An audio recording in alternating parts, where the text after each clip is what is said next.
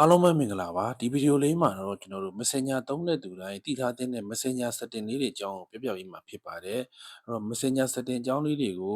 ုမသိသေးတဲ့သူတွေအတွက်ဒီဗီဒီယိုလေးကိုဆုံးအောင်ကြည့်မယ်ဆိုလို့ရှိရင် Messenger setting အကြောင်းလေးတွေကိုနားလည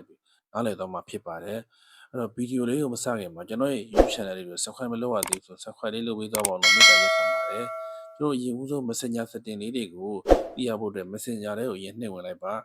ါကျွန်တော် Messenger ထဲကိုရောက်ပြီဆိုတာနဲ့ကျွန်တော်တို့ဒီအပေါ်မှာရှိတဲ့ကျွန်တော်တို့ဒီကိုယ်နဲ့စာရေးထားတဲ့ဘယ်သူပဲဖြစ်ဖြစ် share လေးတစ်ခုကိုလက်လေးရဲ့စက္ကန့်လောက်ဖိလိုက်မယ်ဆိုလို့ရှိရင်ဒီလိုမျိုးပေါ်လာတဲ့ setting လေးတွေအကြောင်းကိုကျွန်တော်ပြပြပေးသွားမှာဖြစ်ပါတယ်ကျွန်တော်တို့ပထမဆုံးအနေနဲ့အပေါ်မှာရှိတဲ့ pin ဆိုတဲ့ဟာလေးပါဒီစာကြောင်းလေးကတော့ကျွန်တော်တို့ဒီ Messenger ထဲမှာကိုယ်စာရေးထားတဲ့သူပဲဖြစ်ဖြစ်ကိုယ်ကိုစာပို့လာတဲ့ဟာပဲဖြစ်ဖြစ်ကိုယ်နဲ့အမြဲတမ်းတစ်သက်လုံးဒီ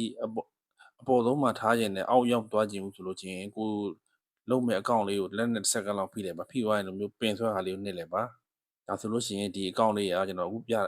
ထုတ်ပြတဲ့အကောင့်လေးကအမြဲတမ်းကိုစားတွေဘယ်သူနဲ့အပေါ်ဆုံးမှာရှိနေမှာဖြစ်ပါတယ်အဲ့တော့ပင်ဖြုတ်မယ်ဆိုရင်ဒီကောင်လေးကိုနှိပ်လိုက်ပါပြီးမှအမ်ပင်ဆိုတဲ့ဟာလေးကိုဖြုတ်လိုက်ပါများထုတ်ပြတဲ့ဟာလေးကိုပြန်ဖြုတ်လိုက်ပါဒါဆိုလို့ရှိရင်ဖြုတ်ပြီးသွားပြီဖြစ်ပါတယ်ကျွန်တော်တို့ဒီလိုမျိုးအကောင့်တွေကို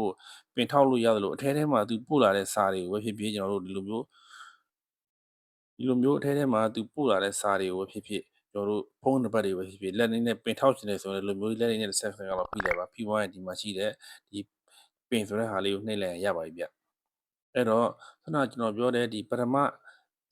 အနေနဲ့ပင်ဆိုတဲ့အကြောင်းလေးကိုနားလည်သွားပြီဖြစ်ပါတယ်ကျွန်တော်ဒုတိယအနေနဲ့အားရှိဆိုတဲ့ဟာလေးကတော့ကျွန်တော်တို့ကိုယ့်ရဲ့ဒီအကောင့်ထဲမှာကျွန်တော်တို့ဒီ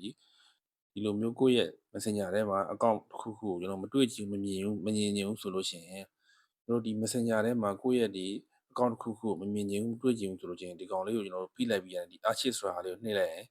ကိုယ့်ရဲ့ဒီ Messenger ထဲမှာပျောက်သွားမှာဖြစ်ပါတယ်ဒါကတော့ကျွန်တော်ဒုတိယ setting ဖြစ်ပါတယ်ကျွန်တော်တတိယအနေနဲ့တော့ကျွန်တော်ဒီမှာ mute ပါ mute ကတော့ဒီလိုမျိုးဒီကိုယ့်ရဲ့ဒီ Messenger ထဲမှာကိုယ့်ကိုစာပို့လာတာတို့ကျွန်တော်ကို notification တွေပို့လာလို့မမြင်ချင်ဘူးမတွေ့ချင်ဘူးဆိုလို့ရှိရင်အဲ့ဒီ mute ဆိုတဲ့ဟာလေးကိုနှိပ်ထားလိုက်ပါဒါဆိုလို့ရှိရင်ဒီမှာနှိပ်လိုက်လို့ရှိရင်ဒီမျိုးပေါ်လာပြီဖြစ်ပါတယ်ကျွန်တော်စာသုံးကြောင်းပေါ်လာတာဖြစ်ပါတယ်အပေါ်ကစာကြောင်းကတော့ mute message notification ပါကျွန်တော်တို့ message ပို့တဲ့အခါမှာကိုယ့်စီကိုကျွန်တော် notification မတက်လာတော့ပါဘူးတော့ဒုတိယဟာကတော့ mute call notification ပါကျွန်တော်တို့ဖုန်းခေါ်တဲ့အခါမှာစမှကျွန်တော်ပြောတဲ့ဒီ mute ဆိုတာဟာလေးကိုနှိပ်ထားမယ်ဆိုလို့ဒီသူ့ဘက်ကကိုယ့်ကိုဖုန်းခေါ်လာတဲ့အခါမှာကျွန်တော်တို့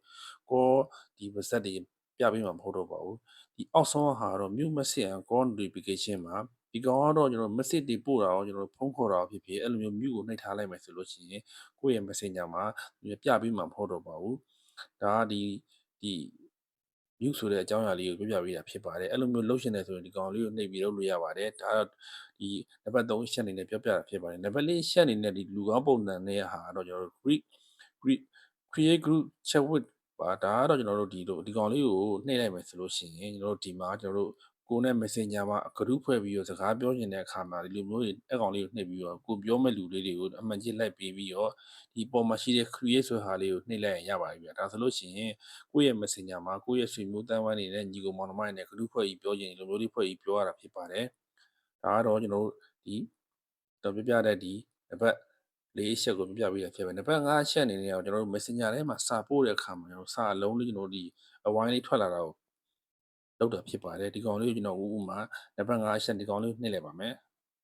နှိပ်လိုက်ချိန်တော့ဒီမှာဒီလိုမျိုးဝိုင်းလေးထွက်တာကိုဖြစ်ပါတယ်ဒီဝိုင်းလေးပါဒီဝိုင်းလေးကတော့ခုနကကျွန်တော်ပြောတဲ့ဟာလေးကို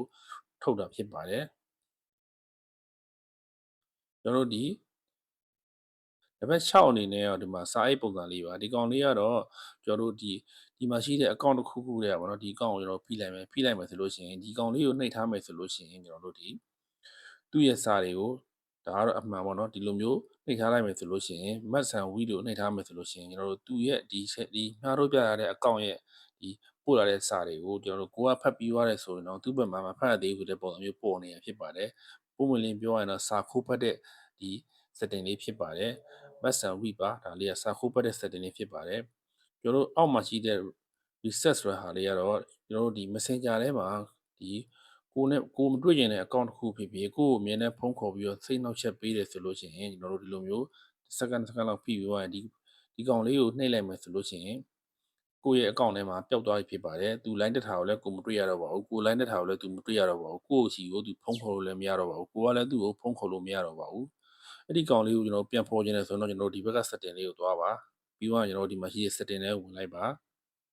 ပြီးတော့ကျွန်တော်တို့ဒီမှာရှိတဲ့အပေါ်နဲ့ဆွဲတင်ပြီးတော့ဒီမှာရှိတဲ့ privacy safety ဆွဲနေရာတွေကိုနှိပ်ဝင်ပေးလိုက်ပါ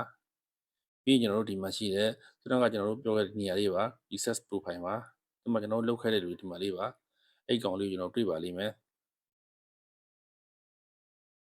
ခုနကကျွန်တော်လုပ်ခဲ့တဲ့အကောင့်လေးကိုဒီထဲမှာကျွန်တော်တို့ရှာလိုက်ပါဒါဆိုလို့ရှိရင် Corner News ဆိုတာနှိပ်ပေးလိုက်ပါပြီးရင် Reset ဆိုနှိပ်ပေးလိုက်ပါဒါဆိုလို့ရှိရင်သူ့ရဲ့အကောင့်လေးကိုကျွန်တော်တို့ဒီ Messenger ထဲမှာပြန်ပြီးတော့ကျွန်တော်သူ့ကိုပြန်ဖြည့်ပေးလိုက်ပြီဖြစ်ပါတယ်အပေါ်ဆုံးမှာပြန်ရောက်နေပါပြီပြီးရင်ကျွန်တော်တို့ဒီအောက်မှာရှိတဲ့ဒီ block ဆိုတဲ့ဟာကတော့ကိုဒီလူတယောက်ကို block ကျင်တယ်ဆိုလို့ရှိရင်တော့အဲ့လိုမျိုးဆွမ်းနာကပြောလို့ပဲလက်နဲ့ second လောက်ဖိပြီးတော့ဒီကောင်လေးကိုနှိပ်လိုက်မယ်ဆိုလို့ရှိရင်ဒီကိုယ့်ရဲ့ Messenger ထဲနေ block လိုက်ပြီဖြစ်ပါတယ်အောက်မှာရှိတဲ့ဒီလိုမျိုးအောက်မှာရှိတဲ့ delete ဆိုတာတော့ကျွန်တော်တို့ဒီလိုမျိုးကိုဖြတ်ချင်တဲ့လူအကောင်ကိုလက်နဲ့ဖိပြီးတော့ delete ဆိုတာလေးနှိပ်လိုက်ရင်ရပါပြီဗျအဲ့တော့ဒီလိုမျိုးနှိပ်လိုက်လို့ရှိရင်အခုပေါ်တဲ့ setting လေးတွေအကုန်လုံးကိုကျွန်တော်ရှင်းပြပေးရဖြစ်ပါတယ်နားမလည်တာရှိရင်ကျွန်တော်ပြန်မေးလို့ရပါတယ်ဒါကတော့ Messenger setting လေးတွေအကြောင်းကိုသိထားသင့်တယ်လို့ပြောပြပေးတာဖြစ်ပါတယ်ဒီ setting လေးတွေကိုသုံးတတ်မယ်ဆိုလို့ရှိရင်ကျွန်တော် Messenger ကိုကျွမ်းကျင်သုံးတတ်ပြီဖြစ်ပါတယ်အဲ့တော့ဗီဒီယိုလေးကိုကြည့်နေတတ်တဲ့ဆိုရင် like and share လုပ်ပြီးတော့ပါအောင်နောက်ထပ်လည်းကျွန်တော်ဗီဒီယိုလေးဆက်ပြီးတော့တင်ပေးသွားပါမယ်ဗျ